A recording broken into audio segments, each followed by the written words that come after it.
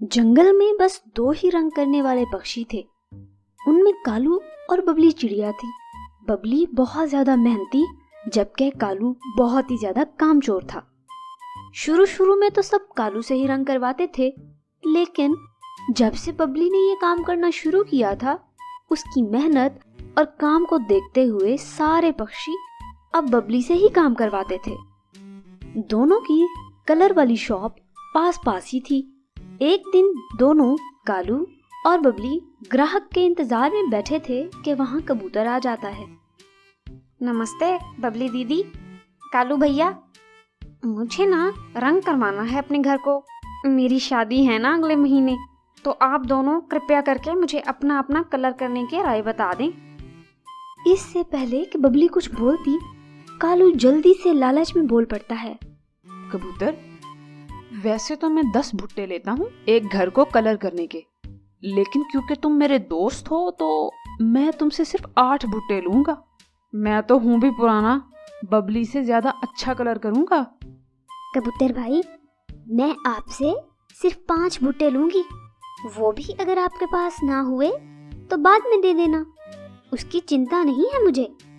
तो ठीक है बबली दीदी, आप ही करेंगी मेरे घर को कलर, और मैं आपको 5 भुट्टे भी दे दूंगा।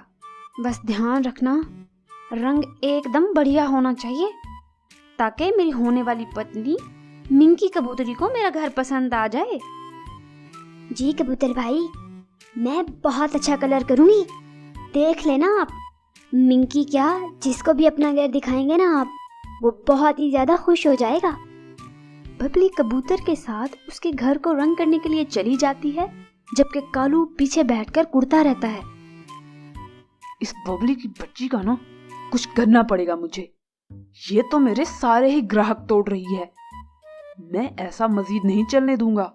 क्या दिन थे वो भी, जब मैं सब पक्षियों से अपनी मर्जी का रेट लेता था, और जब से ना ये ईमानदार चिड़िया आई है, मेरा सारा काम खराब कर दिया है इसने। कालू बजाय अपना काम सही करने और लालच कम करने के, वो बबली का काम बिगाड़ने का सोच लेता है। और दूसरी तरफ बबली बहुत ज्यादा मेहनत करके अपना काम कर रही होती है। बबली ने कबूतर के घर को रंग करना शुरू किया और बहुत ही जल्दी बहुत ही अच्छा सा उसको कलर कर दिया। वाह बबली दीदी, क्या कलर किया है आपने। मैं आपको 5 भुट्टों की बजाय 7 भुट्टे दूंगा। मुझे आपका कलर बहुत अच्छा लगा है। जी कबूतर भाई, बस थोड़ा सा कलर रह गया है, मैं वो कल सुबह कर दूंगी, फिर ये और भी प्यारा लगेगा। अब मैं चलती हूँ, मैं थक गई हूँ थोड़ा। लेकिन कालू को ये बात बिल्कुल भी हजम नहीं हो रही थी, और वो चिड़िया का जो कलर हुआ था उसको खराब करने का सोचने लगता है। ऐसा करता हूँ, अपने दोस्त गोलू बादल के पास जाता हूँ। वो तो बहुत ही अच्छा है। मैं उसे कहूँगा, बबली ने जहाँ कबूतर के घर में रंग किया है ना, वहां बारिश बरसा दे। ऐसे कबूतर के घर का सारा कलर खराब हो जाएगा और वो बबली की टिका के बेइज्जती करेगा। अब बताता हूँ मैं उस बबली को, बड़ी आई मुझसे पंगे लेने वाली। कालू वहां से गोलू बादल के पास चला जाता है। गोलू बादल आजकल गर्मियों की वजह से पहाड़ों पर गया हुआ था, जहां वो बारिश बरसाता था। कालू काफी देर उड़ने के बाद गोलू तक पहुंच जाता है। नमस्ते गोलू, मेरे दोस्त, बहुत अरसा हो गया है। तुमने तो अपनी जंगल में शक्ल भी नहीं दिखाई हमें। बारिश करना तो दूर, तुम तो कभी मिलने भी नहीं आते हो मुझसे। बस कालू, क्या बताऊं, बड़े बादल जी ने आजकल मेरी ड्यूटी यहाँ पहाड़ों पर लगा रखी है। वो आदेश देते हैं, हम तभी बारिश बरसाने के लिए कहीं जाते हैं। ठीक है, मैं वो कहने आया था कि अगर कल तुम हमारे जंगल में बारिश कर दो तो बहुत धन्यवाद होगा तुम्हारा। इतनी सख्त गर्मी है यार, सारे पक्षी बहुत तंग हैं, और उन्होंने मुझे भेजा है कि मैं आपसे कहूँ कि हमारे जंगल में बारिश कर दो। ओके कालू दोस्त, मैं अपने बड़े बादल जी से पूछकर जरूर बारिश करने आऊंगा।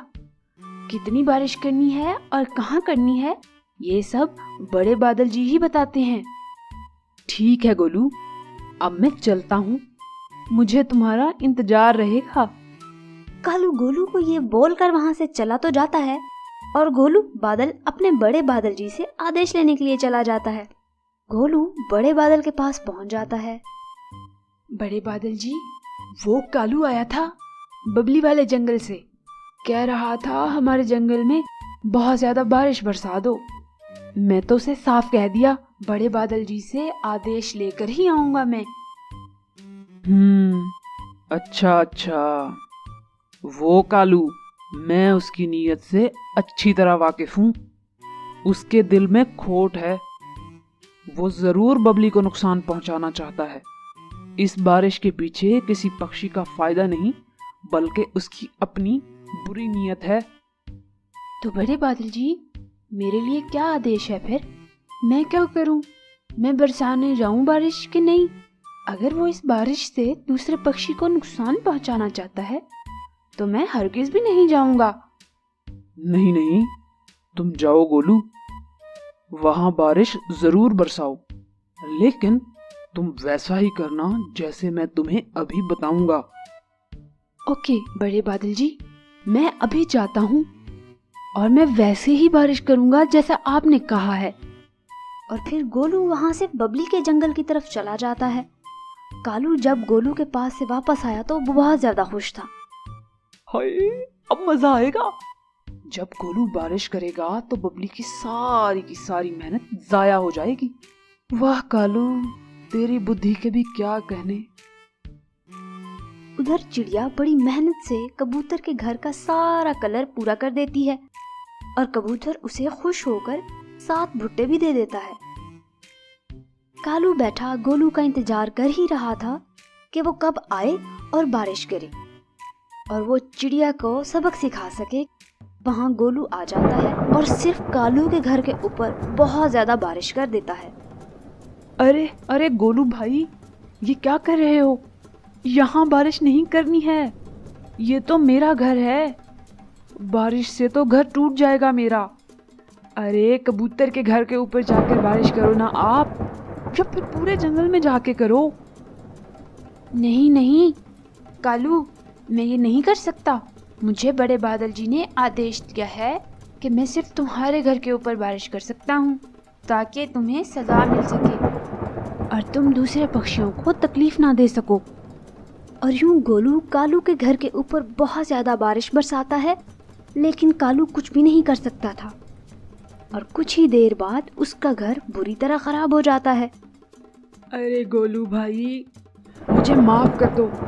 मैं आइंदा किसी पक्षी को नुकसान पहुंचाने का नहीं सोचूंगा, ना किसी के बारे में बुरा सोचूंगा।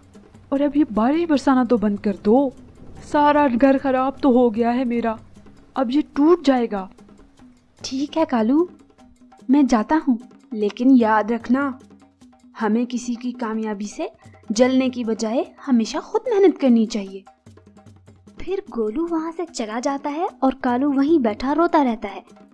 हमें इस स्टोरी से सीख मिलती है कि हमें किसी की कामयाबी से और ईमानदारी से जलने की बजाय खुद मेहनत करनी चाहिए और ईमानदारी से काम करना चाहिए। अगर हम ऐसा करेंगे तो हमें किसी की भी सहायता लेने की जरूरत नहीं पड़ेगी और हमारा कामयाब होना निश्चित होगा।